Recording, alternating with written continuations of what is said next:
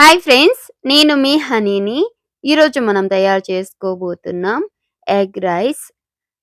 Restaurant style కాకుండా, ఇంకా hotel style కాకుండా, బండి మీద చేసి ఎగ్ రైస్ కాకుండా ఇంట్లోనే ఇంకా ఎక్కువగా టేస్టీగా ఎలా తయారు చేసుకోవాలో చూద్దాం. ముందుగా నేనిక్కడ చిట్టి ముత్యాల రైసు తీసుకుంటున్నాను 1 కప్. ఏ రైస్ అయినా తీసుకోవచ్చు.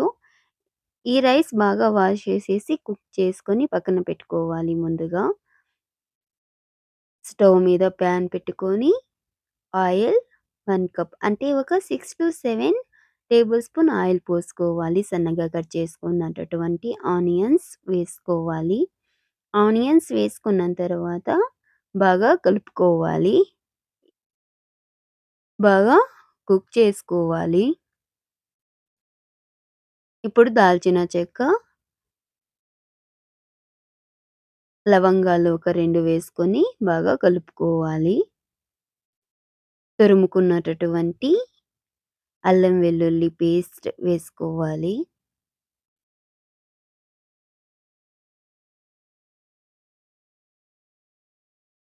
ఇప్పుడు బాగా ఒకసారి కలుపుకోవాలి. సన్నగా కట్ చేసి పెట్టుకున్నటటువంటి గ్రీన్ చిల్లీస్ వేసుకోవాలి. ఒక 6 ఆర్ 7 గ్రీన్ చిల్లీస్ హాఫ్ హాఫ్‌గా కట్ చేసుకొని వేసుకోవాలి.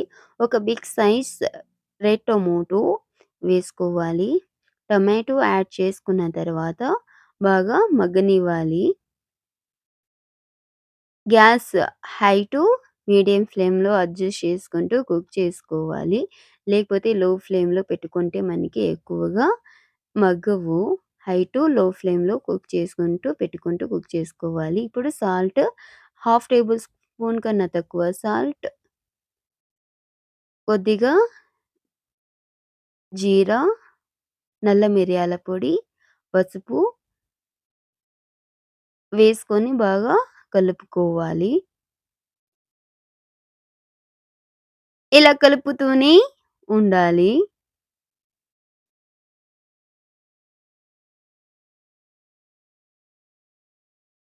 ఇప్పుడు 3 ఎగ్స్ తీసుకోవాలి. 3 ఎగ్స్ తీసుకొని ఒక్కొక్కటి పగలగొట్టుకొని వేసుకోవాలి. చూడండి, ఈ విధంగా మనం ఒక్కొక్క ఎగ్ సెపరేట్‌గా పగలగొట్టుకొని వేసుకోవాలి.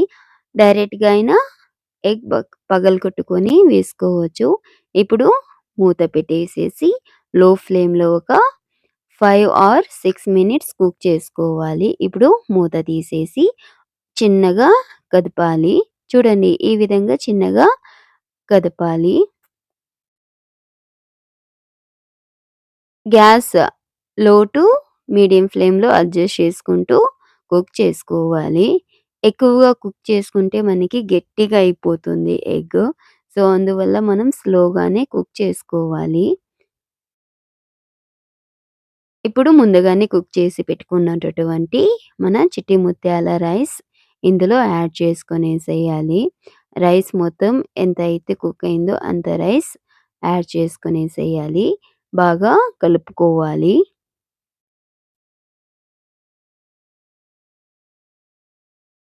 ఇలా మొత్తం బాగా కుక్ కలుపుకోవాలి. ఇప్పుడు ఇందులోకి కొద్దిగా 1 బిగ్ సైజ్ లెమన్ జ్యూస్ వేసుకొనేసేయాలి. వేసుకున్న తర్వాత ఒకసారి బాగా కలపాలి.